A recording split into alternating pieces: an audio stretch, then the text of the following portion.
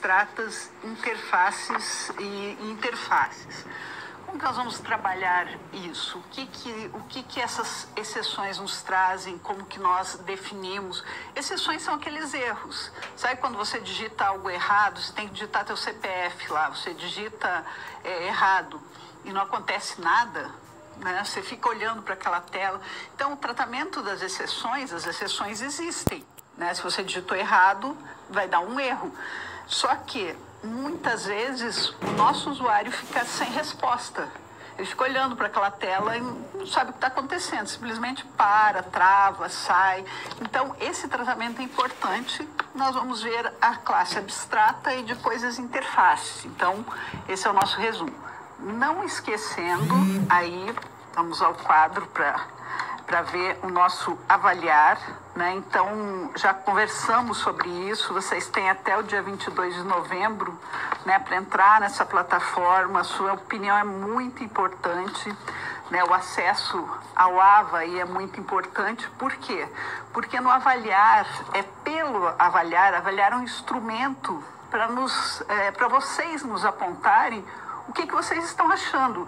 Então, é um instrumento aí de avaliação de todos os professores, de todos os coordenadores, é uma avaliação mesmo. A partir desses parâmetros criados, nós vamos tentar melhorar tudo que vocês apontarem que não está correto. Então, é uma avaliação bem extensa, tá? Nós, professores, vocês, alunos, os nossos coordenadores, os nossos diretores, todos respondem a esse avaliar e nos dá embasamento para nós podermos melhorar a cada vez mais. Por isso é importantíssimo vocês realmente responderem, moçada. É rapidinho, vai lá, entra na plataforma e responde aí para nos dar embasamento. É a forma de nós termos essa interação, sabermos o que realmente vocês estão achando, ok? Então vamos lá.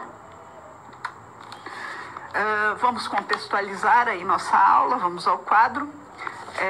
Na startup lá que você foi contratado, mais uma vez seu chefe deseja dar continuidade à modelagem daquele robô que você iniciou na primeira sessão da primeira unidade, né? Então, modelamos um robozinho e as outras situações foram acontecendo aí lentamente.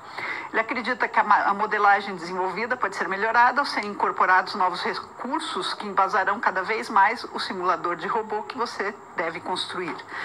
Ele pediu a você que fizesse uma leitura do teclado. Então, essa parte é importante, a gente vai focar um pouco, vai implementar essa leitura do teclado, porque é uma forma, né, de nós trabalharmos. O Java utiliza bastante isso.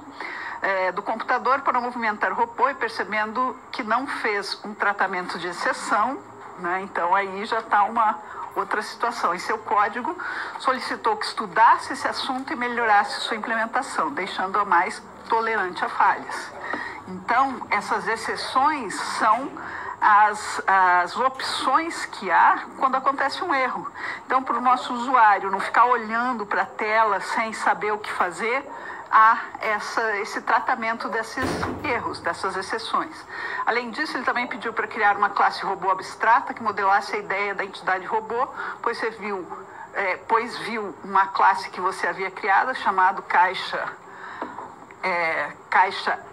ideia, e percebeu que ela devia ser do tipo abstrata e não concreta. Então, isso aí é uma das possibilidades, né, de trabalhar. Então, hoje, nós vamos trabalhar com essa parte aí de exceções, nada mais são do que aqueles erros. Quando você começa a executar, né, um código, você vê os erros, tá? Nós temos ambientes, apesar da gente estar trabalhando com o quê? A gente compila, né, os nossos programas lá no JDoodle, no nosso compilador online, tá? Mas nós temos ambientes mais apropriados ou mais direcionados para nós trabalharmos. Por exemplo, o NetBeans. Tá? O NetBeans é um IDE chamado IDE, que é o ambiente de desenvolvimento, porque ele facilita a nossa implementação. Por quê? Porque ele vai mostrando onde tem erros, ele vai completando todas as implementações nossas. Então, você escreve alguma coisa, põe um ponto, ele já, por exemplo, eu estou criando um novo robô, né? Um objeto robô. Então, crio aquele objeto robô, né? Ótimo, o que eu faço? Criei, daí se eu puser, eu crio lá com o nosso NIL, lembra que nós já conversamos do NIL nas aulas passadas, construo lá um robozinho que vai ser laranja, vai ter antena, é um robô específico, o robô vai ter um nome, né? Vai ser R1, vai ser R2, vai ser R3, enfim. Os robôs vão ter seus nomes, seus atributos, ou seja, daquela classe, aquele nosso molde que a gente tinha, a gente pode criar os objetos, não é isso que a gente fez aí, que a gente implementou? Então, num ambiente apropriado, eu falo do NetBeans porque é da Oracle, né? Ele foi desenvolvido bem direcionado aí para a linguagem Java. Então, eu acho que ele tem mais recursos, porque hoje a gente está pegando a programação e jogando no compilador. Às vezes a gente fica sem saber exatamente o tipo de erro ou como resolver melhor aquele erro, tá? Então, eu prefiro um ambiente todo que foi construído para isso, e hoje até para a gente construir uma interface, né, para a gente construir uma telinha, algo assim, o Java ele já nos permite, só de você arrastar os botões, é uma linguagem extremamente mais tranquila, em vez de nós termos que implementar todo aquele botão, nós fazemos a transferência e ele vai criando, né?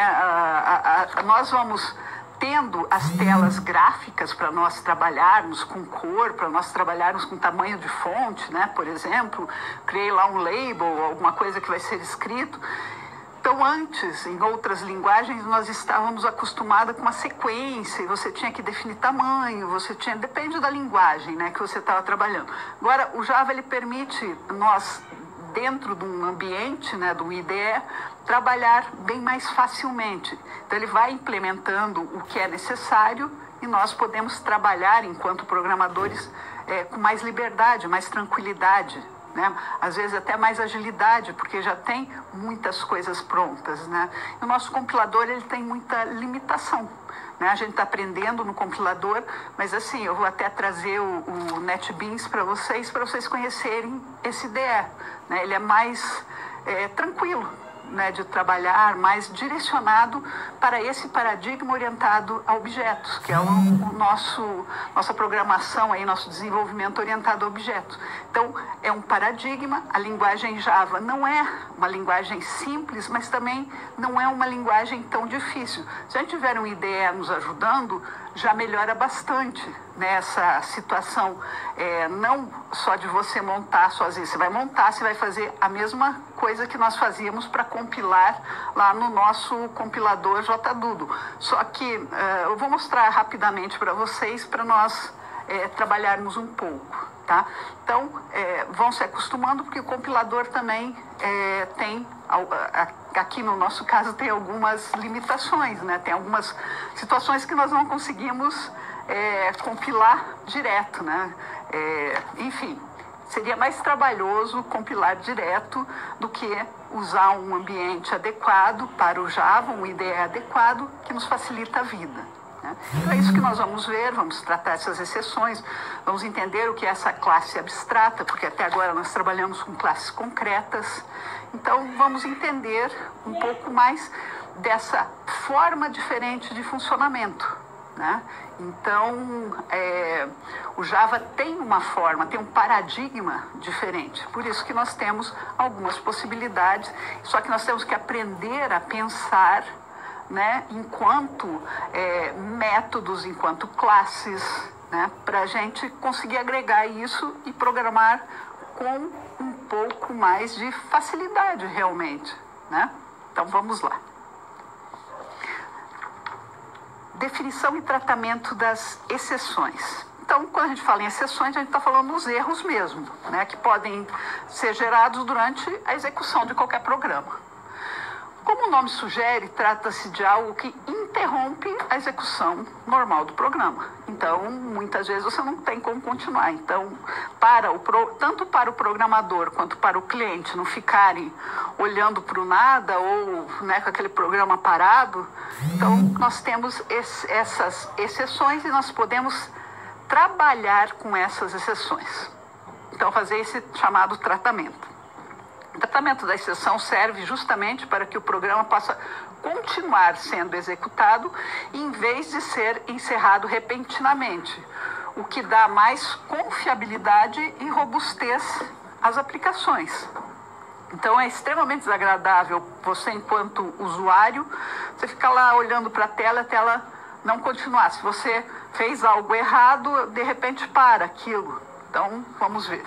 Tem algumas sequências de escape, algumas a gente já viu, por exemplo, o /N aí, segue nova linha, né? Então, a gente pode pular linha, temos a tabulação, aspa dupla, nós temos aí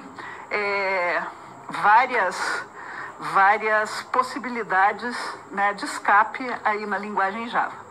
Nós temos duas categorias de exceção, né, que são algumas que a gente não precisa tratar e outras que nós, obrigatoriamente, enquanto programadores, temos que tratar.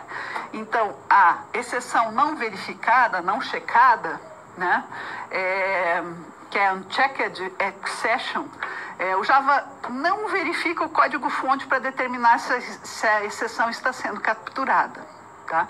Então, o tratamento aqui é opcional. Fazem parte dessas exceções de tratamento, por exemplo, a verificação de acesso de um índice inexistente num vetor não instanciado, a conversão de um string em inteiro.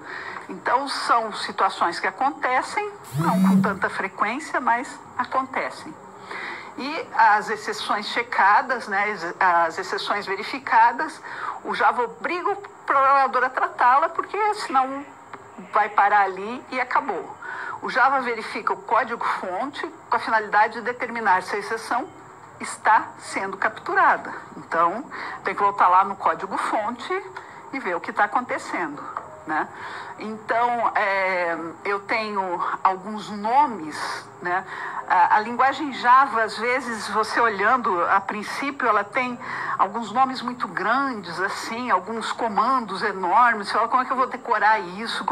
Bem, a gente só vai aprender fazendo, moçada, né? Então, por exemplo, números, nós vamos ver um programa aqui de exceção aritmética. Qualquer número dividido por zero dá o quê? Dá não sei, né? Nós sabemos, pega aí, vai dar um número indefinido, vai dar algo do gênero. Agora, por exemplo, você está pedindo você fez lá um programa de divisão, tá? Você pediu para a pessoa entrar no teclado, né? Com aqueles dados, a pessoa entrou no teclado, nós vamos até ver um exemplo desse. Entrou, ótimo, de repente ela queria dividir 40 por 10, tá?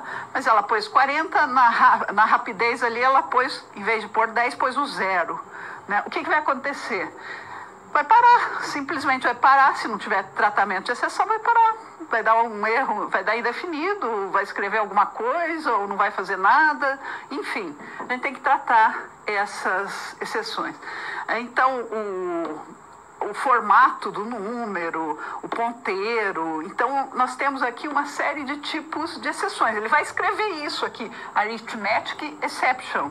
E eu vou ter que tratar esse arithmetic exception porque eu sei que é uma divisão por zero. Então, e assim sucessivamente, né? Qualquer confusão era para você entrar com um número inteiro, você entrou com uma letra, por exemplo. Então, nós temos aí alguns comandos, né, que tratam exceções. É o try-catch. O try-catch é o mais comum, o mais normal, que você vai tratar aquele erro, né? Então, tente executar, né? Tratei com o catch, eu vou tratar aqui minha exceção aqui dentro desses parênteses que eu vou escrever aquele math arithmetics lá, o nome, né, realmente do tratamento que eu vou dar, né? Então, eu faço try e faço o catch. Tratei uma exceção, beleza. Nós temos outra forma, que é o try, catch e finally. Nem sempre eu executo o finally e a gente vai não executar hoje, porque em transações de banco de dados, por exemplo, trabalha-se bastante com ele, né? Mas nós hoje vamos ficar aqui no nosso try catch, né? E tem try, multi-catch, né? Vários catches, né? E depois o finalmente. Então, pode acontecer isso?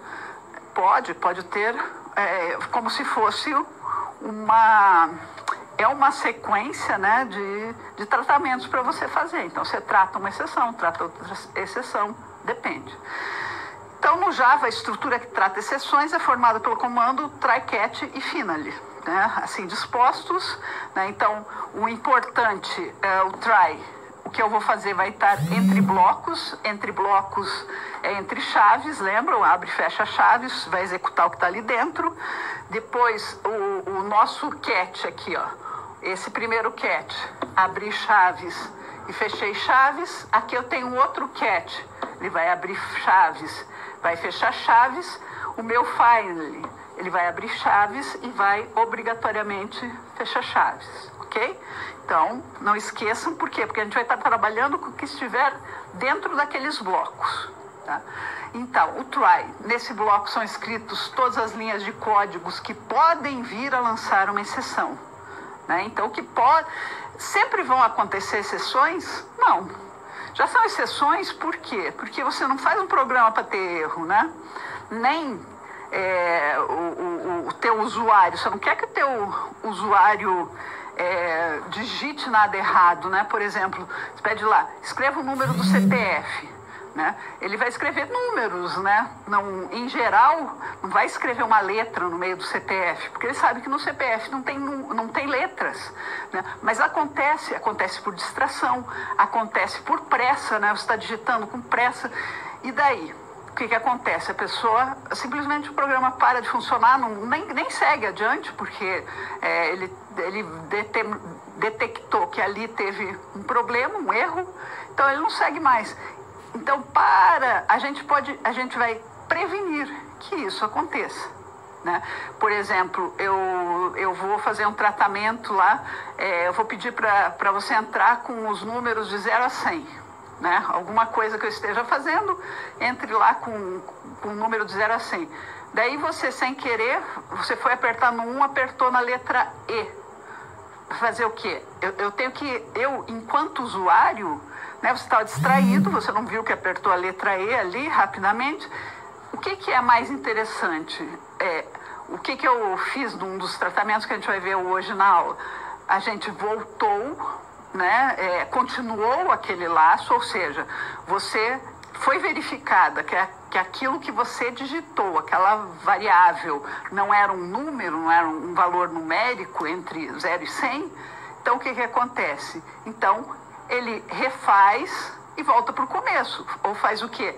Ele fala, digita de novo, porque você digitou errado. Você digitou uma letra, você pode dar mensagem, mas pelo menos você está explicando para o teu usuário o que está acontecendo, né? Então, não sempre vai acontecer isso? Não, pode nunca acontecer, mas se um dia acontecer, você tratou isso, tá? Então, é claro que é uma parte mais para a gente pensar, para a gente implementar, mas é muito importante. Eu prefiro que o meu usuário tenha uma clareza, né, no que está acontecendo, entendeu? De repente para e fica lá, você fica olhando, tá? Eu fiz uma divisão, enquanto eu pus números, eu não pus um 0, ele fez todas as divisões que eu queria. De repente aparece, eu não distraidamente dividi por 0, daí não faz mais nada. Então, é esse tipo de coisa que a gente tem que evitar. Essa é uma situação desagradável para qualquer um de nós enquanto usuário. Então, o try catch trouxe essa parte. Vamos voltar para o quadro. Então, aqui, uma sequência padrão, né? Por exemplo, o teu pneu furou. O que você vai fazer? Você essa sequência para trocar um pneu. Você desparafusa a roda, depois você põe o macaco, suspende o carro, depois você tira a sua roda, depois você coloca o step, você abaixa o macaco e parafusa a roda. Isso funciona? Sim, aqui nós temos um algoritmo de trocar pneu, sem problema algum, né? Agora, e se acontecer alguma coisa, se enquanto eu estou trocando pneu, eu não tenho experiência de trocar pneu, eu machuquei minha mão, o que vai acontecer? Bem, nessa sequência padrão não vai acontecer nada, né? Você vai ficar com a mão machucada. Agora, a gente tratando isso, né, o que acontece? A sequência do algoritmo é a mesma. Eu vou desparafusar, vou suspender o carro, vou retirar a roda, vou colocar o step, vou baixar o carro, vou parafusar a roda. Tudo do mesmo jeito, sem dúvida nenhuma, né? Só que eu pus um try, né? Tente. Sempre que você troca o pneu, você machuca a mão? Não. Mas você pode machucar a mão quando está trocando pneu? Sim. Então, né, você se machucar a mão, você vai pedir ajuda lá, aplicar um curativo na mão, né? Vai pedir socorro, ponto, vai fazer algo. Então, eu trouxe esse algoritmo só para vocês verem, né? Nos dois casos, você vai trocar o pneu? Sim. Essa sequência, né? Claro, com mais detalhes, menos detalhes, mas são essa forma, ou são esses os métodos que eu usei para trocar o pneu, não é? Você não vai pegar o pneu, vai colocar lá, sem dúvida nenhuma. Então, a ordem de fazer é a mesma. Agora, se você machucar a mão, vai impedir de trocar o pneu? Não, mas você vai cuidar da sua mão. Não vai? Então, essa não é uma obrigação, porque às vezes me perguntam, mas é obrigatório tratar esses erros? Não, não é obrigatório, mas é muito mais agradável para o teu usuário, ok? Vamos voltar. A definição de true também, a instrução true, que não deve ser confundida com uma cláusula chamada true, serve para forçar a ocorrência de uma determinada exceção. Opa, mas eu posso forçar? Pode. Né? Algumas coisas que eu sei que podem acontecer, ou vão acontecer com mais frequência, então eu vou forçar. As exceções são objetos, as exceções são objetos e todos os seus tipos devem estender, né, são estendidas à classe throwable, ou a uma de suas subclasses. A gente vai ver um pouquinho rapidamente essas subclasses e superclasses. A classe throwable possui uma cadeia de caracteres que pode servir como descritor da exceção e recuperada com o método getMessage, né? Então, assim, nessa classe throwable, ela tem algumas funções. A gente pode trabalhar com os métodos de pegar a mensagem, e o método print stack trace também dessa classe retorna o tipo de exceção gerado e informa que a linha da classe onde ocorreu o erro. Então, isso a gente vai ver, né? Por exemplo, se eu esqueço alguma coisa, ele vai me gerar esse tipo de erros, ok? Então, nós podemos usar o true. Definições de asserções. Uma asserção é usada para verificar uma invariante. O que é uma invariante? É uma condição que sempre deve ser verdadeira, tá? Então, aquilo tem que acontecer sempre, tá? Se não acontecer, o que eu faço? Bem, aí eu tenho asserção para me ajudar. Se a asserção é verificada como falsa, então uma exceção é lançada, né? Então, aquela sequência lá de trocar o pneu vai ser feita, mas se acontecer alguma coisa, eu vou dizer, se machucou a mão, né? E se eu não tratar, vai ficar assim mesmo. Asserções são normalmente usadas para assegurar que coisas que não podem acontecer sejam notificadas quando acontecerem, né? Então, é essa a função aí, da asserção, tá? Fui apagar e risquei mais. A falha de uma asserção significa que o estado atual de uma operação, uma entrada, por exemplo, é anormal. Então, ela não foi preparada para receber aquela situação. Então, qual que é o comando assert? Né? Ela tem assert, uma expressão lógica, né? É uma mensagem de aviso, então vai aparecer lá exceção, aonde aconteceu, a mensagem de aviso. Nós vamos até ver um pouquinho, eu vou cometer um erro para vocês verem. O que é uma classe abstrata, moçada? O principal motivo qual se modela uma classe é a criação de objetos por meio da sua instanciação. Lembram que é isso ou já esqueceram tudo que nós trabalhamos aí durante as outras aulas? Lembram que nós criamos a classe é o nosso modelão, é a nossa forminha lá de pão de queijo, né? E com essa forminha nós criamos um monte de pão de queijos, ou com a nossa classe bonecos, né? Nós definimos a Barbie, definimos a Monster High, definimos o Ken, né? Definimos tudo. Definimos objetos distintos, nós instanciamos, porque o Ken é único, a Monster High é única, a Barbie é única. Lembram? Os nossos robôs. Nós temos robôs que andam a uma determinada velocidade, eles têm um nome, eles têm antena ou não, eles suportam um determinado peso, tem suas características. Como que a gente cria, né, daquela classe nossa, aquela nossa public class lá, o nome robô, nós criamos um novo robô, não criamos um novo, aquela palavra new que a gente usa, né, para definir os robozinhos. Então, na classe, isso é uma classe concreta. Nós criamos aquela classe, aquele modelão, para quê? Para ele criar modelinhos. Ou seja, né, nós temos um padrão, uma forma, não vamos falar um padrão, nós temos uma forma e dessa forma são geradas outras formas específicas, não é? Não era lá, classe boneca, bonecos, né? Vamos chamar de classe bonecos aqui. Era classe, os bonecos iam ter um nome, os bonecos iam ter uma cor de cabelo, uma cor de roupa, enfim. Né? Eu criei, dei os atributos, eu falei para que serviam os bonecos, eram lá meu método brincar. Então tudo isso eu tinha definido. Tá? Daí o que aconteceu? Eu criei a boneca Barbie, eu criei a boneca Monster High, eu criei o boneco Ken.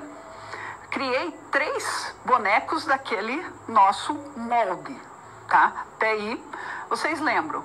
Agora, e a gente só criou porque a gente fez aquele new. Lembram? Palavra reservada, new. Então, nós instanciamos aquela classe. Agora, nessa classe abstrata, né, o que ela vai ter diferente? A palavra abstract, tá? Vamos ao quadro. Então, podemos criar classes a partir das quais não se podem gerar instâncias. Então, ele não vai, quando eu disser que é abstract aquela classe, ela não vai me permitir formar o Ken, a Barbie, ou o robô 1, robô 2. Então, classe abstrata é uma classe que não permite a geração de instâncias a partir dela. Por quê? Porque até então a gente conhecia a classe como um modelão, e daquele modelão a gente ia fazer robôs diferentes. Né? Agora, na classe abstrata, ela não pode fazer isso. Tá? Então, não permite que sejam criados objetos, ao contrário de uma classe concreta, que permite a geração de várias instâncias. Tá? Usando classes abstratas, o desenvolvedor pode declarar classes que definem somente parte de uma implementação, deixando para as classes estendidas, que começam algumas palavras diferentes, o oferecimento de implementações específicas. Uma classe abstrata não se destina a ser instanciada, não precisa fornecer uma implementação completa. Ela também funciona como um modelo padrão, a partir do qual outras variáveis e métodos podem ser adicionados a essas subclasses. Tá? O uso de classe abstrata auxilia quando atributos podem ser definidos para outros objetos de um dado tipo. Há, contudo, possibilidade de que sejam criados também métodos abstratos que compartilham comportamentos como outros objetos. Assim, cada método não implementado na classe abstrata também é indicado como abstract, embora esse expediente pode ser efetivado por meio das interfaces. Tá? A interface a gente também vai ver um pouquinho hoje. A possibilidade de definirmos um comportamento padrão, mas com certo grau de especificidade, para um grupo de outras classes. Então, é isso que acontece. Elas servem como base para a criação de outras classes que conterão dados e comportamentos comuns. Tá? Então, é isso, essa classe abstrata. Definição de herança múltipla, os fundamentos de herança, nós vimos um pouquinho da herança. O mecanismo de herança funciona apenas em um sentido, da classe pai para a classe filha. Exemplo, classe paciente tem acesso aos dados da classe pessoa, mas a classe pessoa não tem acesso aos campos e métodos do paciente, tá? Como consulta ao plano. Nós sabemos, né, que a pessoa, eu tenho um nome, tenho um identificador e tenho uma data de nascimento. Eu sou Adriane, tenho uma identidade e tenho um nascimento, né? Então, a classe pessoa que permite cadastrar pessoas. Agora, eu me tornei um paciente, tá? Então, eu vou ver o plano de saúde, vou ter meu método consultar o plano, mas a partir do momento que eu virei um paciente, tá? Então, vamos pensar o seguinte, né? Quando a gente fala dessa definição de classe abstrata. Onde é que eu criei, né, um exemplo comum? Aí a classe abstract, né, a palavra abstract, classe abstrata, animal, tá? E vamos dizer que o animal anda, né, ele se movimenta, tá? O método se movimenta. O animal se movimenta? Sim, a maioria dos animais se movimentam, tá? Aí eu posso ter... essa é uma classe abstrata, mas eu posso, por exemplo, ter uma extensão dessa classe animal, né, implementada como gato é um animal, não é? Então, gato, ele também se movimenta. Então, posso pegar lá da minha classe animal que o gatinho se movimenta, tá? Mas eu vou dizer que o gato também, ele mia, né? Faz miau. Ótimo. Então, eu criei ali na classe algo que é específico do gato que mia. Como eu posso criar uma classe cachorro, né? O cachorro também, ele se movimenta, né? Lá da nossa classe mãe animal, ele veio da classe animal, por quê? Porque ele também se movimenta. Mas ele faz o quê? Ele faz late. Então, o cachorro late. O gato mia, o cachorro late. Então, assim, apesar de todos se movimentarem, de poderem ser gerados, eu posso implementar nas minhas classes algo a mais, ok? Eu posso criar outros métodos, eu posso trabalhar com essas situações. Mas todos são animais, não são? Sim, tá? Ela funciona, então, ela é mais específica, ok? Então, vamos voltar ao 4. Nós temos aí a resolução do nosso robô, né, que ele pediu para tratar exceções, né, você criou uma classe scanner, objeto da classe scanner, né, onde você poderá entrar. Nós vamos ver como é que é composta essa classe scanner, que você vai poder entrar com as letras W, A, S, D.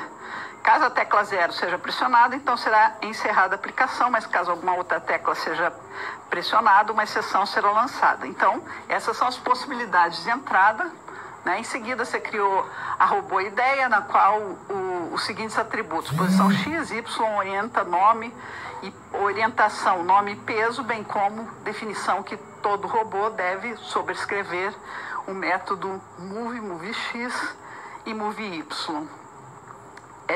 Após isso, a classe robô foi criada por uma subclasse robô ideia.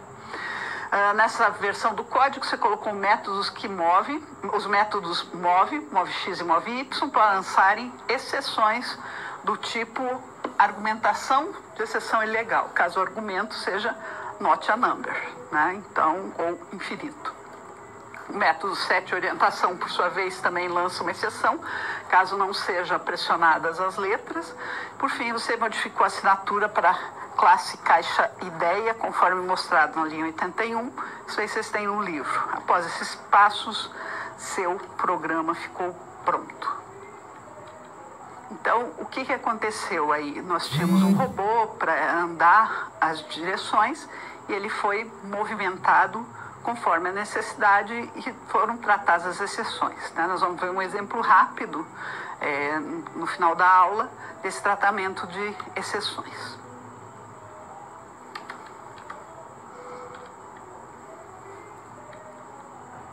Agora, essa definição e uso de interfaces também é uma outra situação, né? Primeiro, nós temos que saber, interface, ela é muito parecida com uma classe, mas contém apenas declarações vazias em seus métodos.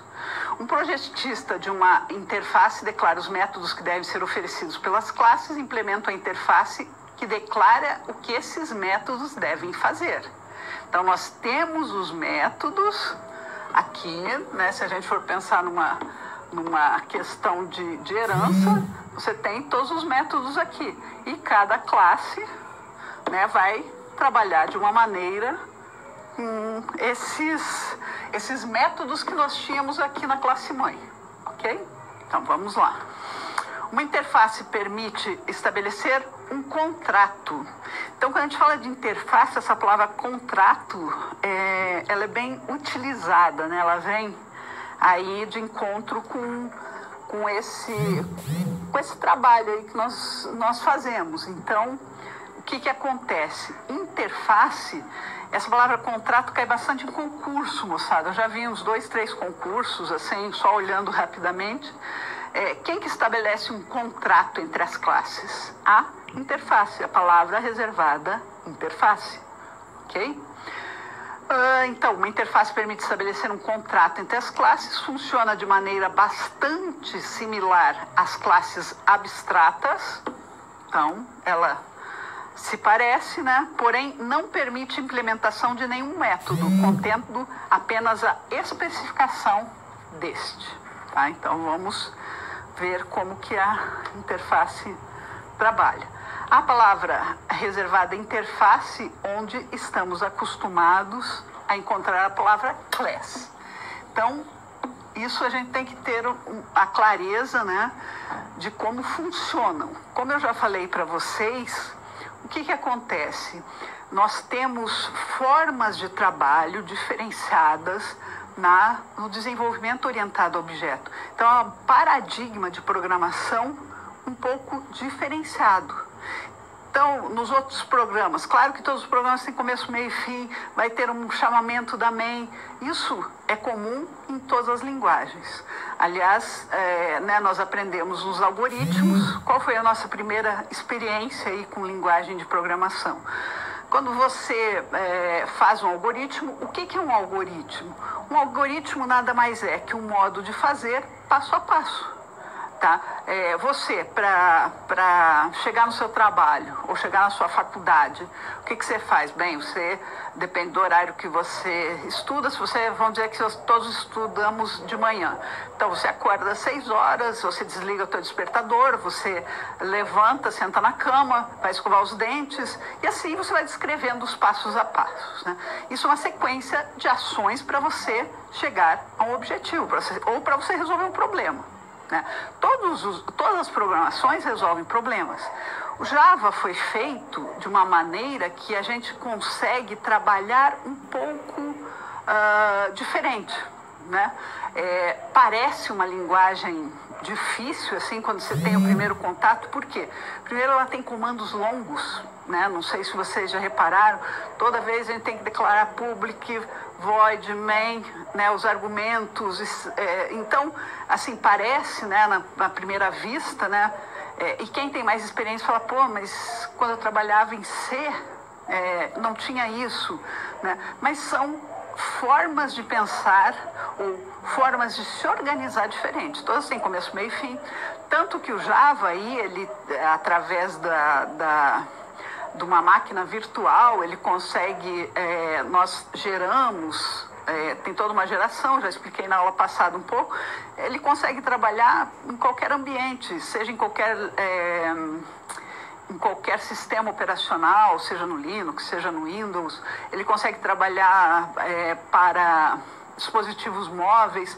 Então, nós temos essas adaptações. Por quê? Porque ele tem uma outra forma de trabalho. Por isso que nós temos paradigmas de orientação a objeto, ou seja, formas de trabalhar com os objetos diferentes. Então, a gente tem que aprender, quando a gente está falando em Java, aprender a entender isso que acontece. São formas diferentes. E o que o Java traz? Traz a vantagem de nós podermos reaproveitar. Então, eu não tenho que escrever tudo de novo, né, como eu tinha em algumas outras linguagens. Eu posso reaproveitar, eu posso chamar aquela ação de método, e daí, quando eu precisar, eu vou usar aquele método. Então, daí eu vou trabalhar com a interface, eu vou trabalhar com as classes abstratas, mas isso, moçada, é uma questão de treino, de trabalhar, de você desenvolver a linguagem. Não tem como, em minutos aqui, a gente aprender tudo. É uma situação lenta, né? O Java tem esses ambientes, esses IDEs aí que nos facilitam a vida, né? Nós vamos entrar no IDE rapidamente depois. E então ele cria já algumas coisas mais simples para nós, né? E nós temos que aproveitar essa parte boa, né? Além de ser uma plataforma aí mais segurança, porque ele protege mais os dados. Nós temos aí várias vantagens, tá? Mas não pensem que eu tenho principalmente esse reaproveitamento, essa forma diferente de trabalho, ok? Então vamos voltar para o quadro. Então nós trabalhamos também, a gravação do arquivo contém o código-fonte com uma compilação. Então o compilador vai entender como uma classe, tá? A interface para o compilador não faz diferença. Daí nós vamos ter a superclasse, né? Mais ou menos a nossa classe mãe, né? Então, assim, uma superclasse direta é aquela a partir da qual a subclasse nós vamos trabalhar aí no decorrer da nossa disciplina com superclasse e subclasse. Herda explicitamente, ou seja, a superclasse direta efetiva o mecanismo da herança do jeito que desenvolvemos até agora. Então, os filhos herdam dos pais, tranquilo. E a superclasse indireta é qualquer superclasse acima da classe direta na hierarquia de classes. Então, um pouco cheia de conceitos novos aí, mas nós vamos ver aí na prática que quando nós formos implementando, nós vamos entendendo também. No Java, a hierarquia de classe se inicia com a classe Object. Essa é a classe Object, que tem toda a classe em Java, direto ou indiretamente, estende ou herda de. Então, aqui, ó, interface, nós estamos falando de estende. Outra informação importante é a criação de uma interface no IDE. Aqui eu falei para vocês, por exemplo, o NetBeans. Uma interface pode declarar constantes, métodos e, por fim, classes e interfaces alinhadas. Como todos os membros de uma interface são públicos, então já é padrão, né, a interface ser pública, né? Às vezes você não vai achar esse public definido. As interfaces podem ser estendidas por meio do uso da palavra reservada extends. Então, quando a gente vê essa palavra, então, interface, extends, aí temos que ligar os fatos. A extensão de várias entidades só é possível no caso de interfaces. O mecanismo primário de herança só permite que estenda uma única classe.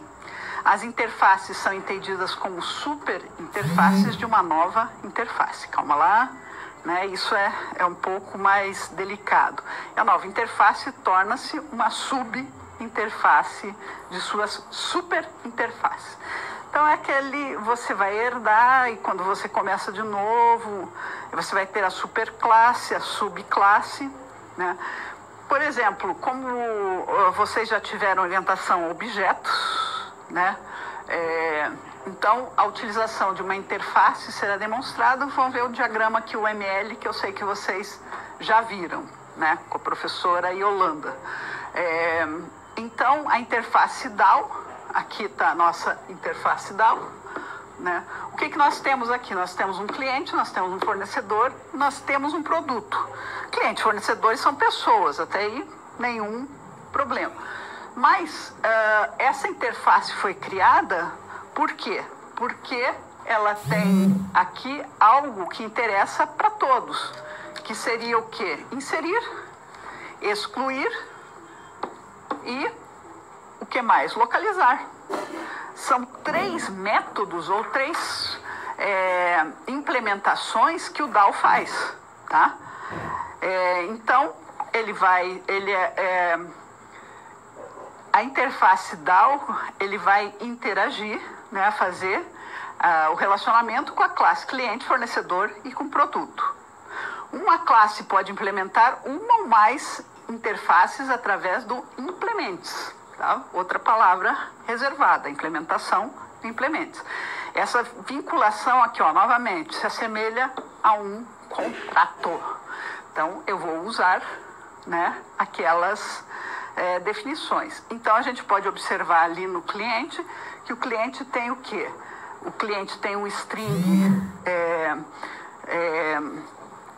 um código, né, que é um inteiro, um nome, que é um string, né, isso tudo vem no cliente. Então, quando você vai definir as variáveis clientes, vai dar um nome e um código para aquele cliente.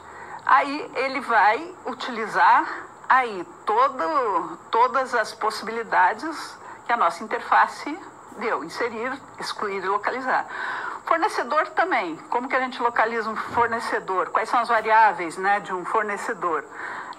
O CNPJ vai ser um string, né, a razão social vai ser outro string. E o que eu vou fazer com o fornecedor também? Inserir, excluir e localizar. E com o produto?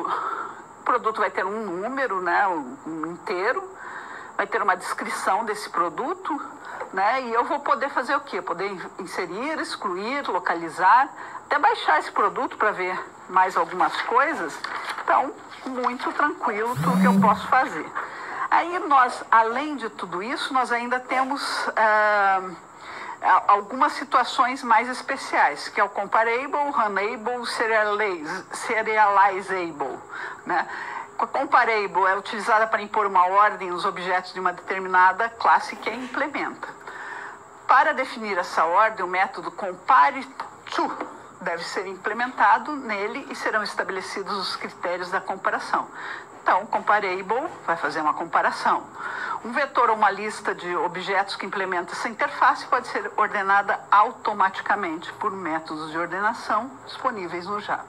O runnable, né, é utilizado para especificar alguma tarefa a ser executada. Para se definir essa tarefa, o método run deve ser implementado. Então, né, a gente tem algumas coisas já indicadas, já prontas, quase prontas para nós, né? E nele será estabelecida a tarefa de ser executada. De forma geral, os objetos dessas classes são executados em paralelos, utilizando-se várias threads, tá? As threads a gente vai ver também no decorrer. E o serializable é utilizado para identificar classes em que os objetos podem ser gravados, ou seja, serializados, ou lidos, né? Também chamado deserializados, de algum dispositivo de armazenamento, por exemplo, como o HD. A interface serializable não possui métodos ou campos e serve apenas para identificar a semântica a ser serializável. Então, algumas outras possibilidades que nós temos, né? Então, por exemplo, eu tenho a interface instrumento, ele toca, ele tem um determinado volume, né? Quem que toca? O piano toca, o violoncelo toca, o violão toca, a melodia, né? todos tocam, todos têm um volume, né? A minha mãe, né, vai fazer tudo isso. Pode fazer, sem dúvida nenhuma. Resolvemos aplicação que toca a música de diferentes instrumentos.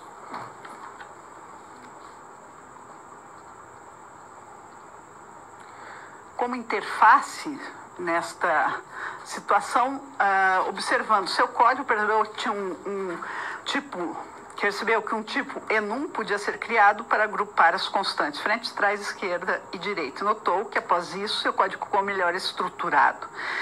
Em seguida, decidiu imprimir algumas informações que dão uma descrição da aplicação, caso especificado durante a execução por meio de um terminal. Dessa maneira, você criou as opções autor, versão, comandos, né, help, move.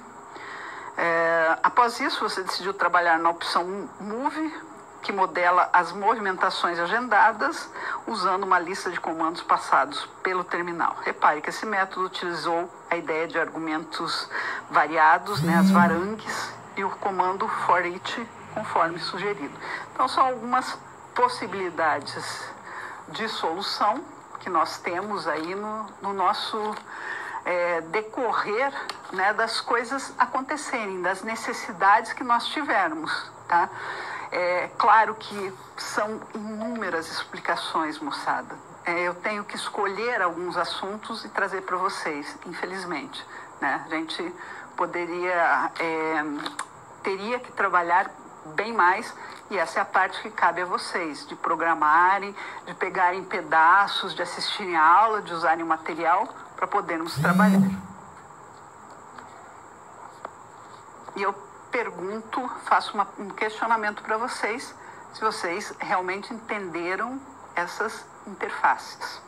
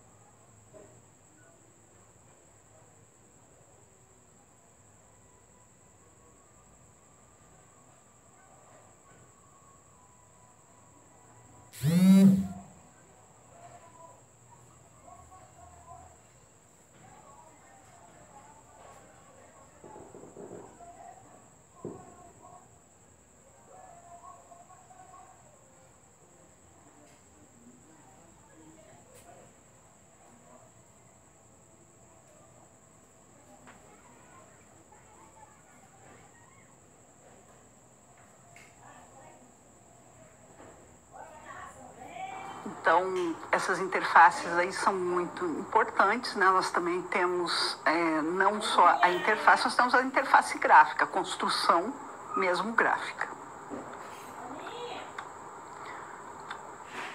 Então, o que acontece quando a gente fala dessa interface gráfica aí, né?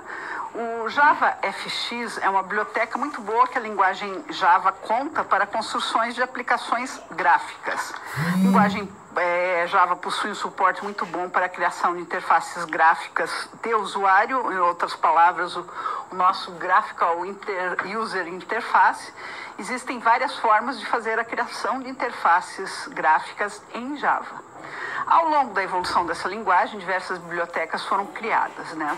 O AWT, que foi a primeira versão, né, de bibliotecas gráficas, Swinger, o SWT, o SwingX, enfim. E finalmente chegamos no JavaFX, tá?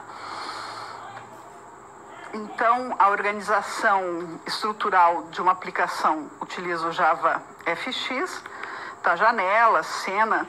Aqui remete bastante lá nas primeiras aulas que a gente viu algumas linguagens lá, Alice, né? Porque eles falavam muito de cena, falavam da janela em si, que é estar, e os nós, né? Então, só para a gente ter uma ideia aí dessa organização.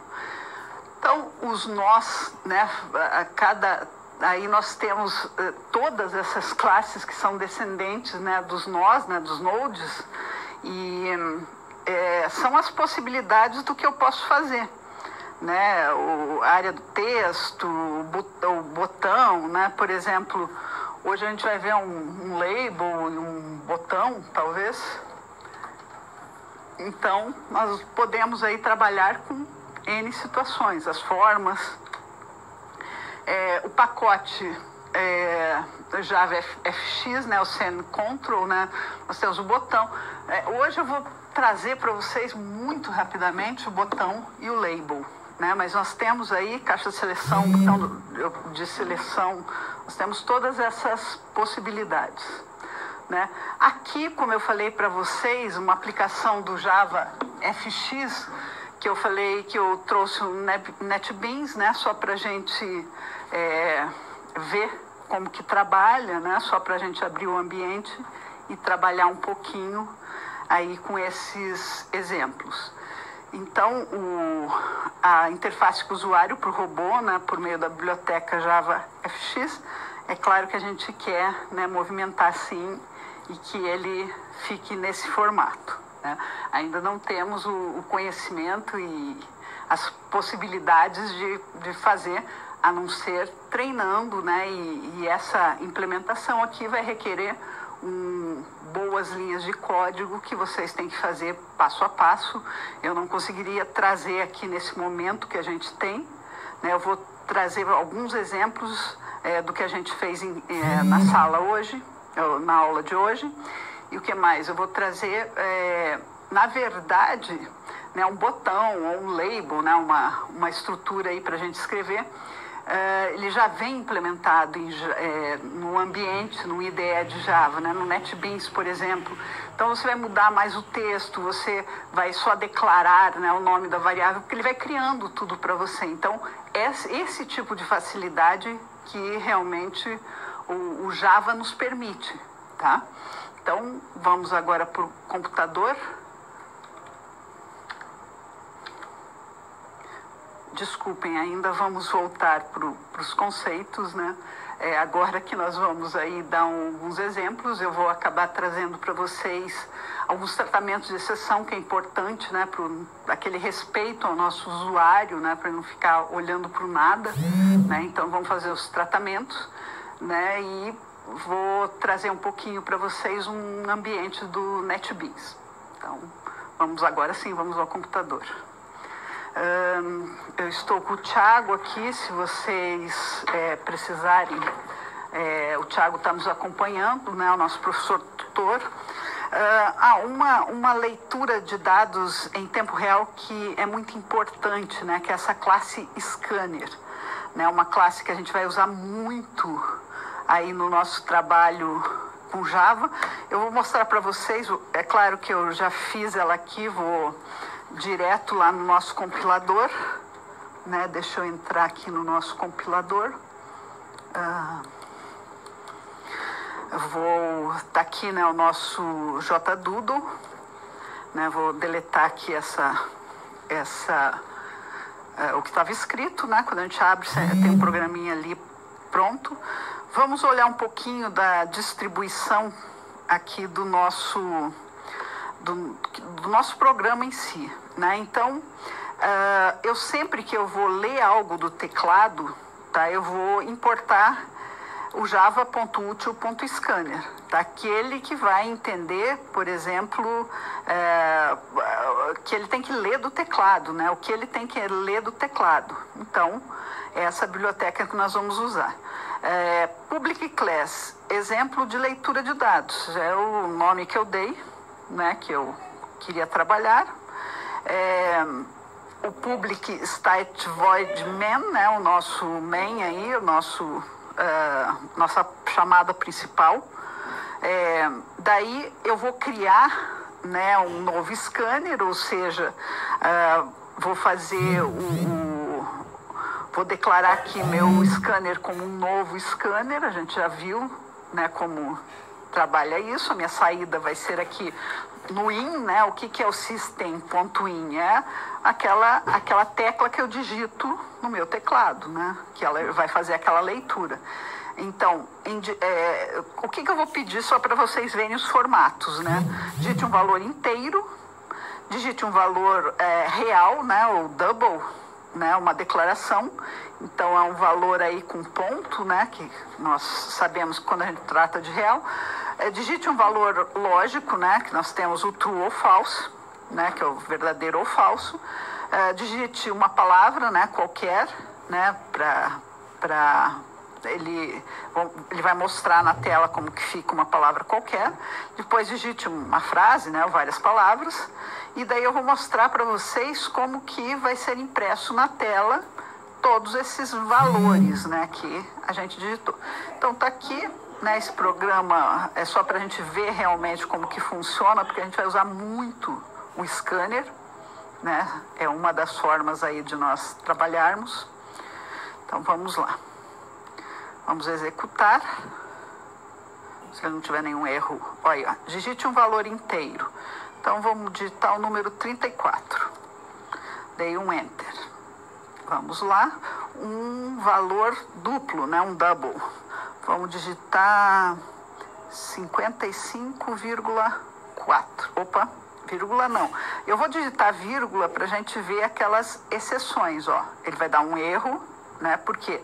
Porque é ponto, não é vírgula. Ó, exception in thread main, né? Ó, vocês estão vendo aqui, a gente ainda não está tratando exceção, mas eu digitei algo que não deveria, ele já me disse, ó, input mismatch, ou seja, eu fiz uma exceção de entrada confusa, né? Eu confundi, então ele não vai, mas vamos executar de novo agora da forma correta, né? Só trouxe esse executando, então vamos dizer aqui 87, tá? Ótimo. Digite um valor real. Agora sim, eu vou digitar 78,3. Ó, não deu nenhum erro, né? Diferente de quando eu digitei a vírgula, né? Apesar de agora ele ter mexido ali, eu digito com ponto. Um valor lógico, vamos pôr o false, que é mais curto.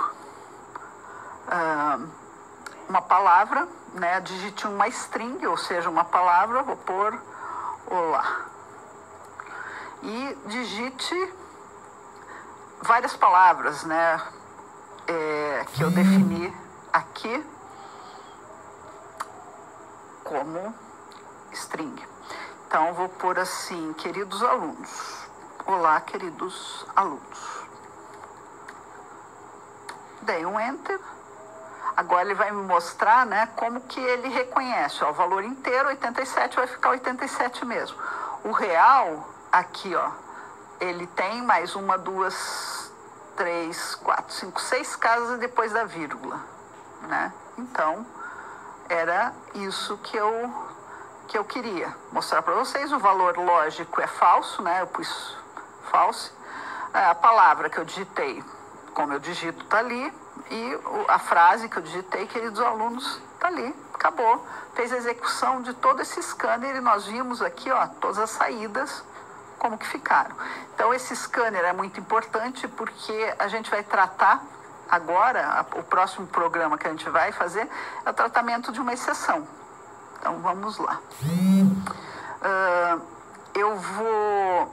Lembra aquela, ó, mistache, só um pouquinho que eu já mostro para... Opa, mas eu não quero... tratamento das exceções. Ó, eu vou aqui, vou pôr um programinha, né, que ele não trata exceções. Eu vou mostrar para vocês o que acontece quando a gente executa algo. É aquela situação que a pessoa não sabe o que fazer, não sabe o que está acontecendo, simplesmente travou, né, o nosso computador. Estou apagando aqui. Então, por exemplo, eu tô importando o java.util.scanner, porque eu vou fazer uma leitura do meu teclado. vou chamar uma classe de produto, né? Eu dei um nome qualquer porque eu vou trabalhar com produtos, né?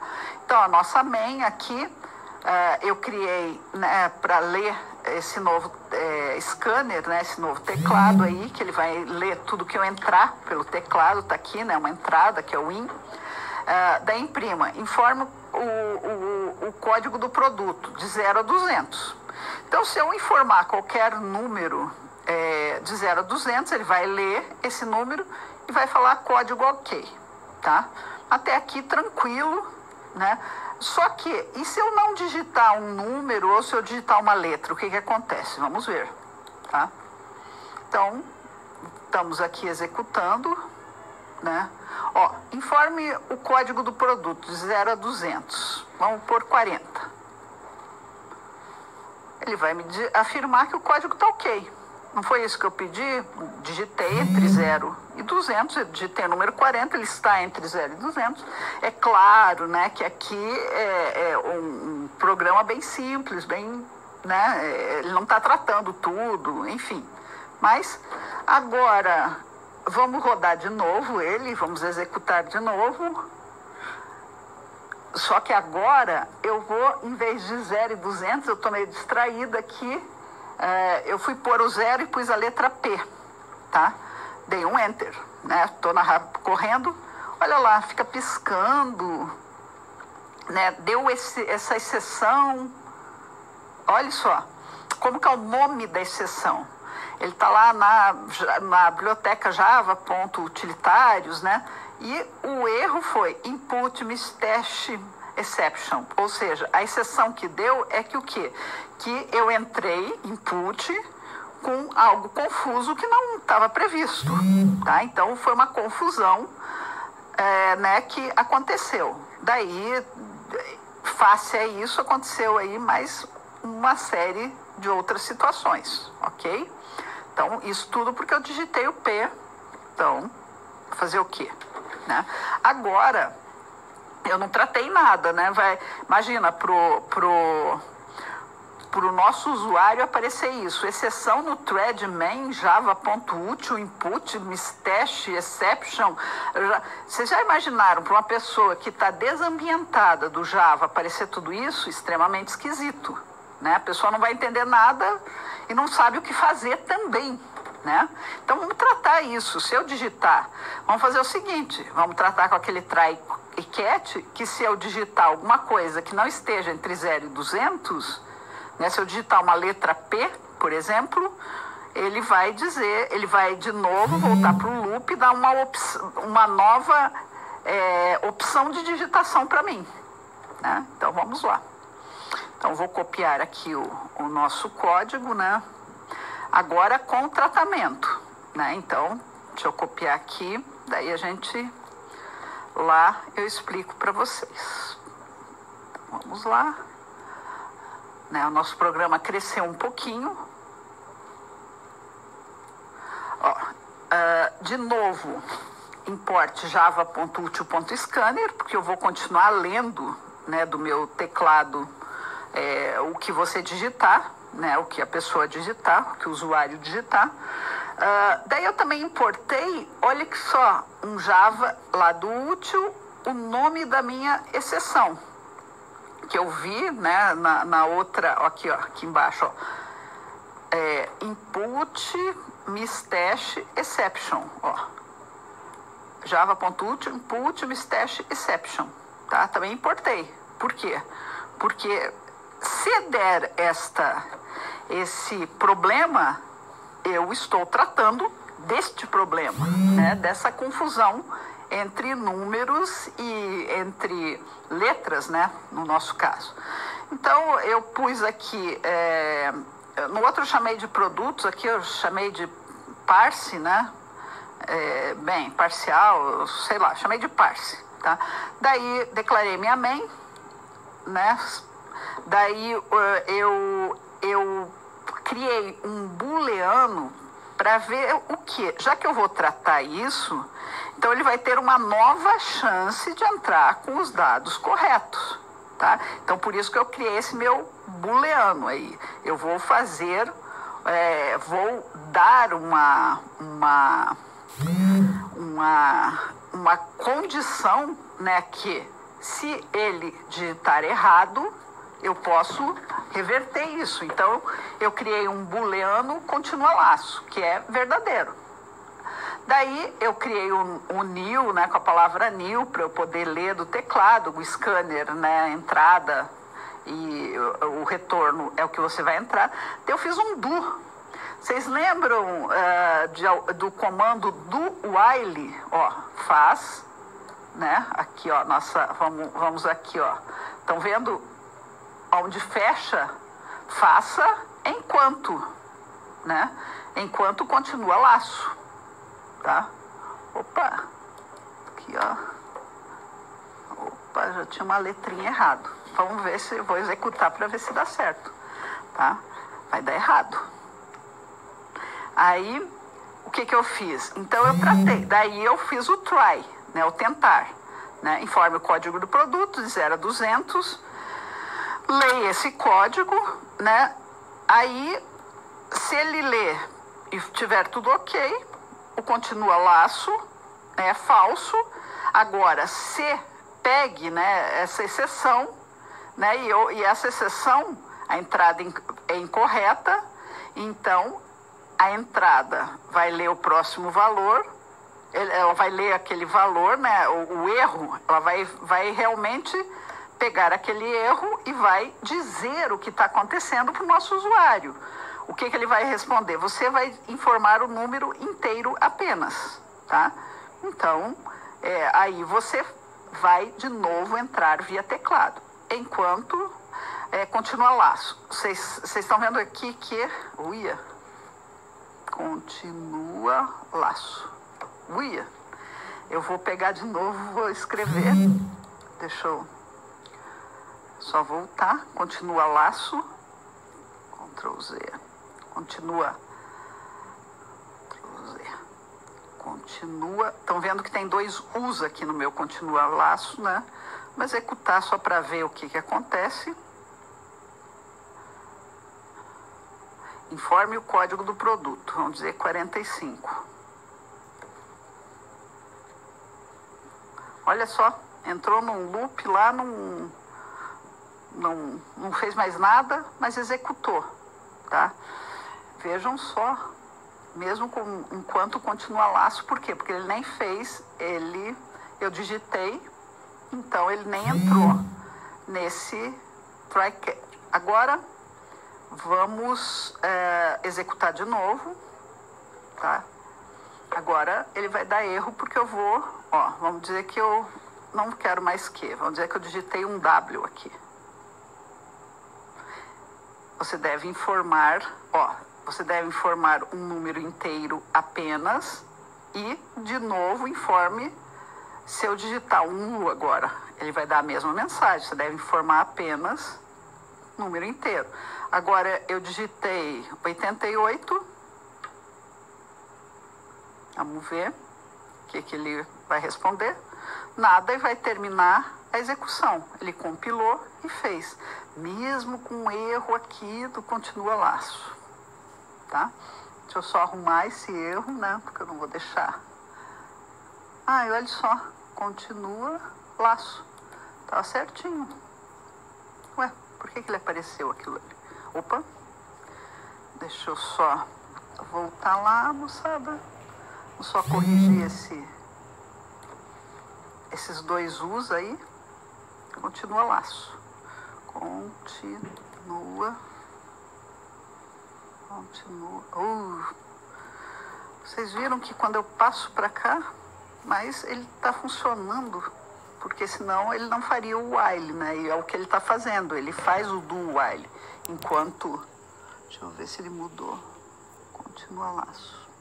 Olhem só, nem eu entendi porque que ele mudou esse continua laço aqui, que era o meu laço, realmente, né? Do meu